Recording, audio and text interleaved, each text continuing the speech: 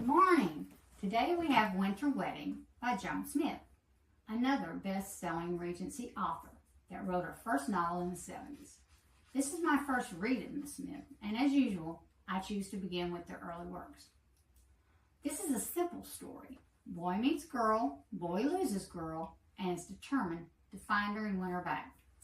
There is nothing very deep in this story. It primarily takes place over just a few days between Christmas and New Year's, but it's cute, and rather than angst, it is relaxing and has that feel-good vibe. It's a quick read. I finished it in one evening. Claire Christopher was orphaned at 12. Although her family was well connected, they were not well off.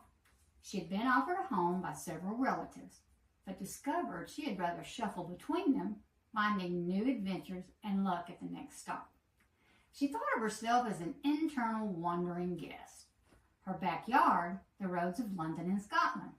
She didn't mind this circumstance as she met a great many people and turned into an amiable and friendly young lady.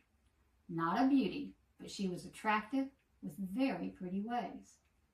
Claire met Lord Anglington at a country party 2 years ago, but he was called away urgently without even time to say goodbye.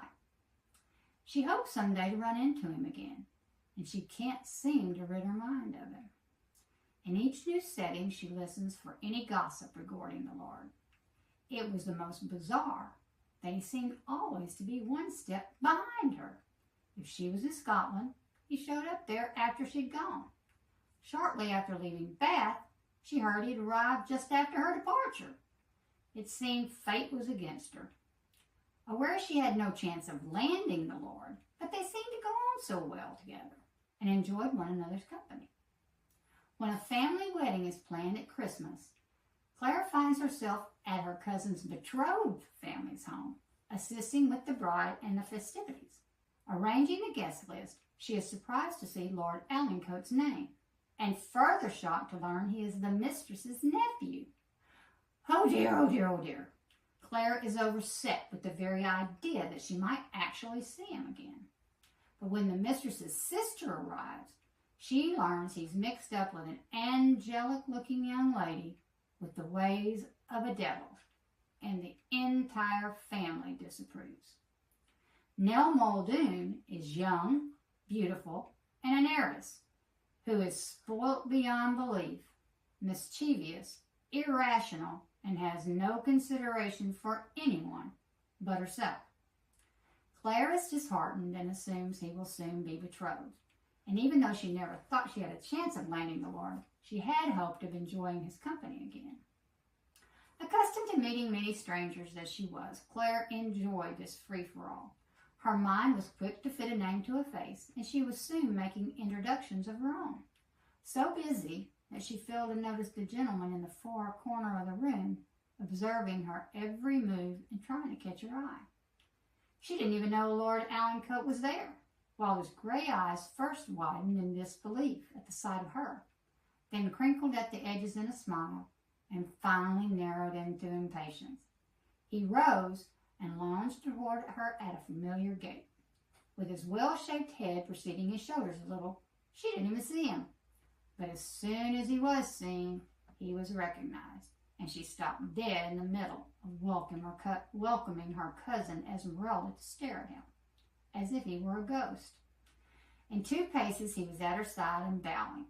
"Fancy meeting you here, Miss Christopher." The warmth of his voice removed any casual air from the trite remark. After 2 years, he had remembered her name. "Oh, Lord Alincote, you remember me," she said as she dropped a curtsy. "Remember you?" he exclaimed, shocked. "But of course," emitting a laugh that was a little too loud and sounded nervous. "What a pleasant surprise this is." Then went on to recount every detail of the meeting at Beldenham's. What a memory the man had. Of course, things are not as they seem, and Claire is suspect as to why the Lord continually seeks her company. A lot can happen when you pack a house with wedding guests, then throw in an uninvited one, who those that are acquainted with her dislike immensely, and who is totally self-absorbed and flirts with every male in the house including the groom.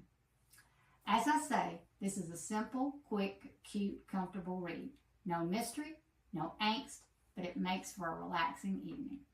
I rated it a B+, the heat level is a 1, and I do intend to read more from Miss Smith.